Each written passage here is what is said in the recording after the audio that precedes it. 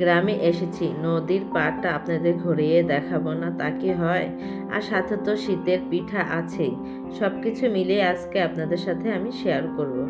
আসসালামু আলাইকুম, আপনারা সবাই কেমন আছেন? আশা করি ভালো আছেন। আমিও আল্লাহর অশেষ রহমতে ভালো আছি। কাছে বা দূরে, দেশ এবং দেশের বাইরে যে যেখান থেকে আমার ভিডিওটা দেখছেন আপনাদেরকে অসংখ্য ধন্যবাদ। আর ভিডিওটা দেখার শুরুতে অবশ্যই একটা লাইক দিয়ে ভিডিওটা দেখা শুরু করবেন। আর যদি ভিডিওর কোনো অংশ ভালো লেগে যায় তাহলে অবশ্যই আমার চ্যানেলটা সাবস্ক্রাইব করে আমার পাশে থাকবেন। সকাল থেকে ভিডিওটা শুরু করলাম কারণ সকালে নাস্তা করিনি, এসে পড়েছি নদীর সামনে। কারণ আমার ননদের বাসা থেকে মনে হয় বেশি না ৩-৪ মিনিট লাগে নদীর সামনে আসতে। আর যদি একটু আস্তে আস্তে আসা যায় তাহলে 5 মিনিট, ধরলাম 5 মিনিটের মতোই লাগে। তা আদনানের আব্বু কিন্তু সকালবেলায় মোবাইল নিয়ে বেরিয়ে গেছে, তারপর আমাকে ফোন দিয়েছে, বলছে তুমি আসো, নদীর সামনে এত সুন্দর কুয়াশা আর খুব ভালো লাগছে, তুমি এই সকালের ভিউটা নিলে বেশি মজা পাবে আমাকে বলছিল। তারপর আমি মনে করেন নাস্তা তো করিই নি, তারাও কিন্তু কেউ নাস্তা করেনি, সবাই এসে পড়েছে নদীর সামনে সকালবেলায়। আর খুব ভালো লাগছিল, আমিও এসে পড়েছি, বেশি দূর না, সামনে তো, তাই আমি একা একাই এসেছি। এসে দেখি বাপ, ছেলে আর আমার জায়ের মেয়ে মনে করেন 3জনে মিলে খুব সুন্দরভাবে ঘুরছিল। আর এত সুন্দর এই সাইডটা, আমি কিন্তু এই সাইডটা আসিনি, আগেও যখন এসেছি তখন কিন্তু আমি আসিনি, মনে করেছি যে নদী মনে হয় অনেক দূরে, কিন্তু না, এত সামনে তা আমি জানতাম না। আর দেখে তো কি বলবো, আমার চোখ তো জুড়িয়ে গেছে। মানে প্রকৃতি এত সুন্দর, আল্লাহ পাক এত সুন্দর করে যে সৃষ্টি করেছে কি বলবো। আর এখানে দেখেন একটা মানে টং টং বলে না কি বলে আমি জানি না, মানে ওপরে কিন্তু মানে লোকরা বসে থাকে, একটা মানে রুমের মতো করেছে উঁচা, মানে ছোট করে, এত ভালো লাগছিল। আর সাথে তো দুই পাশে লাউ শাক লাগিয়েছে, খুব সুন্দর কিন্তু মাশাল্লাহ মানে বেড়ে উঠছে, খুব ভালো লাগছিল। আদনানের বাবার আর আদনান কিন্তু ওই উপরে উঠে সিঁড়ির মতো ওখানে কিন্তু বসে ছবি তুলেছে, আর আমি একটু ভিডিও করে নিলাম।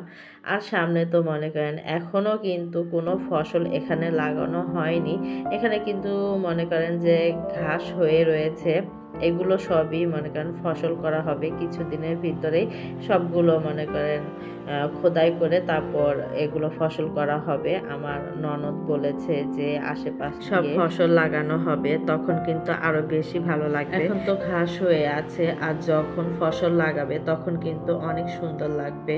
আর আদনানের আব্বু তো দেখেন নৌকার সামনে যে দাঁড়িয়ে আছে আর বলছিল যে খুব ভালো লাগছে, আর তুমি তো আসতে চাওনি, আমি বলেছিলাম যে পরে আসবো, তোমরা তো গোসল করবে তখন যাব। পরে বললো যে না, এখন আসো, বেশি ভালো লাগছে, তাই গিয়েছি। আর মনে করেন প্রত্যেকটা দুপলায় কিন্তু আপনার এই শিশির পড়ে আছে, এক এক জায়গা কিন্তু একটু পিছল পিছল, গ্রাম যেহেতু মনে করেন শিশিরটা বেশি পড়ে, আর এই রাস্তাগুলো কিন্তু একটু পিছল পিছল হয়ে আছে। তা আমি আবার ভয় পাচ্ছিলাম, আবার কখন নাকি পিছলা খেয়ে উপুত হয়ে পড়েই যাই, আর মনে করেন যদি পড়ে যায় তাহলে তো অবস্থা খারাপ।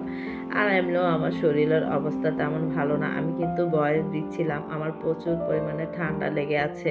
যদি আমার ভয়েসটা যদি মনে করেন ভালো না লাগে ক্ষমা দৃষ্টিতে দেখবেন, কারণ শরীর ভালো না, আর শরীর ভালো থাকলে তো আলহামদুলিল্লাহ সুন্দরভাবে কথা বলতে পারি।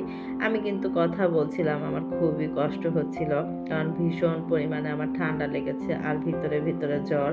তাও ভাবছি যে আপনাদের সাথে, কারণ একদিন পর পর যেহেতু আমি ভিডিওটা শেয়ার করি, তাই আমি শেয়ারটা করছি যে আমার খুব কষ্ট হচ্ছে, তারপরও আমি মনে করেন ভিডিওটা শেয়ার করছি।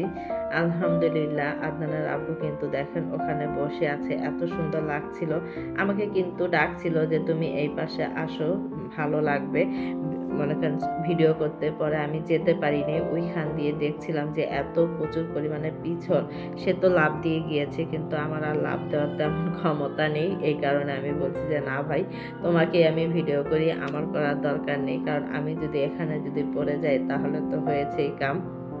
এই কারণে আমি ওখানে যাইনি।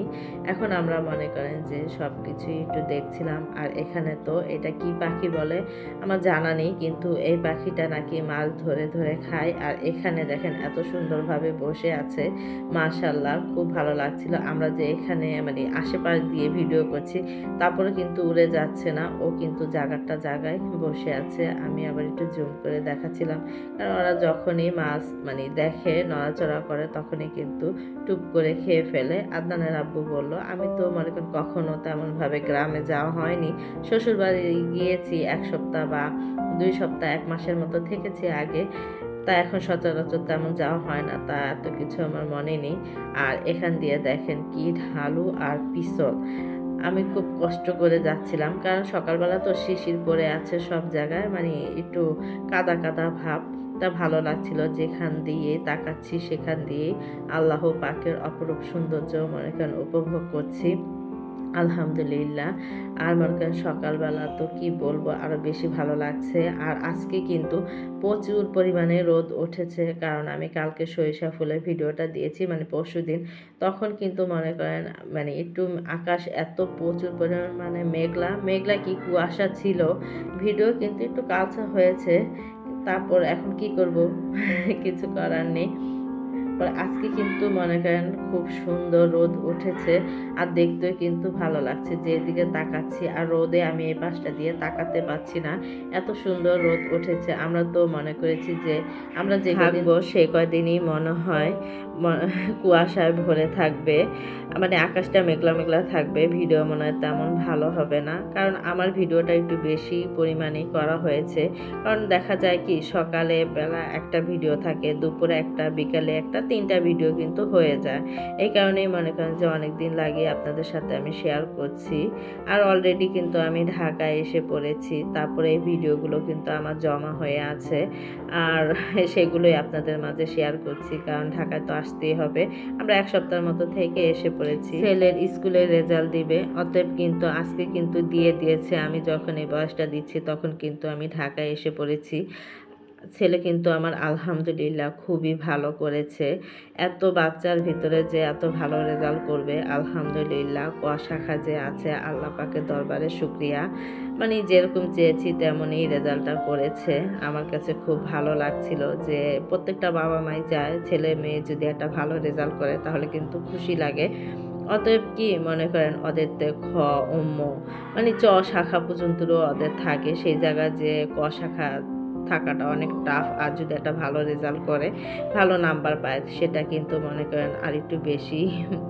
আলহামদুলিল্লাহ আমার ছেলে খুব ভালো করেছে, আমার কাছে খুব ভালো লাগছে। প্রত্যেকটা বাবা মার আশায় সন্তানরা পূরণ করুক, এটাই দোয়া করি। আর আমি কিন্তু মনে করেন এখন নদীর ঘাটলার সামনে, দেখেন এখন সকাল 9টা বাজে, প্রত্যেক মানে গ্রাম অঞ্চলের মানুষ কিন্তু গোসল করতে এসে পড়েছে, তাই সেটাই একটু দেখছিলাম, খুব ভালো লাগছিল। এই দৃশ্যগুলোই কিন্তু বেশি ভালো লাগে। এখন বাসায় চলে যাব, কারণ আমাদেরকে ফোনের উপরে ফোন দিচ্ছে যে পিঠা বানানো হয়েছে, তাড়াতাড়ি আসো, ঠান্ডা হয়ে যাচ্ছে। কারণ আমার ননদ কিন্তু খায়নি, আর যে দেখি যে আমার চা খেয়ে ফেলেছে, কারণ ওরা তো গ্রাম অঞ্চলে থাকে, একটু ভোরবেলা খায়, অভ্যাস আছে। আর আমরা তো মনে করেন আমি বিশেষ করে আদনানের আব্বু ঢাকায় থাকতে অফিসে নাস্তাটা করে, আমি অনেক দেরি করে নাস্তা করি, কারণ ঘুম থেকে উঠলে ঘরের সমস্ত কাজ কাম সেরে তারপর মনে করেন আমি নাস্তাটা করে নেই। এই কারণে আমার এত ক্ষুধা লাগে না। আর সকালবেলা আর ওরা তো সবাই মনে করেন সকালবেলা নাস্তা খাওয়ার অভ্যাস, তাই ওরা সবাই খেয়ে নিয়েছে, শুধু ননদ আমাদের জন্য বসে আছে যে ভাবি তাড়াতাড়ি আসেন, নাস্তা খাবেন। তাই আমরা চলে যাচ্ছি। কালকে আবার দেখাবো যে মানে গোসলের ভিডিও, কারণ এই ভিডিওটা অনেক বড় হয়ে যাচ্ছে।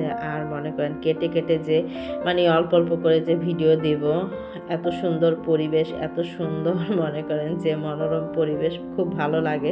এগুলো কাটতে মনে চায় না, মনে হয় যে আপনাদের সাথে সবগুলোই আমি শেয়ার করি। আর গ্রামের দৃশ্যগুলোই কিন্তু অনেক আপু ভাইয়ারা পছন্দ করে। অনেক মানুষই দেখি যে গ্রামের দৃশ্যগুলোই কিন্তু ভালোই মনে করেন যে ভাইরাল হয়, মানুষ দেখে।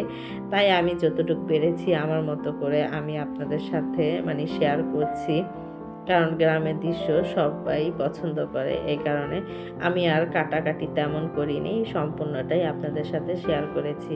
আর এখানে দেখেন এই তো আমার ননদের বাড়ি, ভিতরে চলে গেলাম। আদনানের আব্বু তো আগেই চলে গেছে।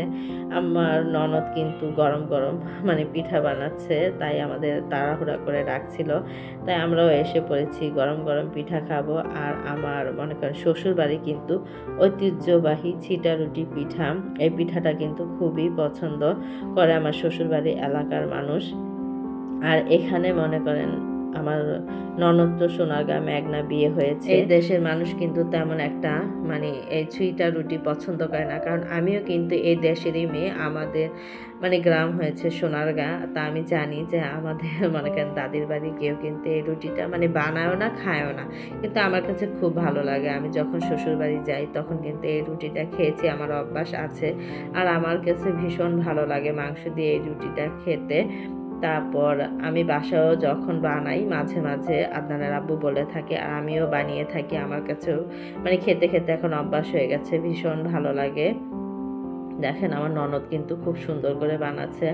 আর এই ছিটা রুটিটা বানাতে গেলে তো মনে করেন পাকের ঘরের অবস্থা 12টার জায়গায় 13টা বেজে যায়।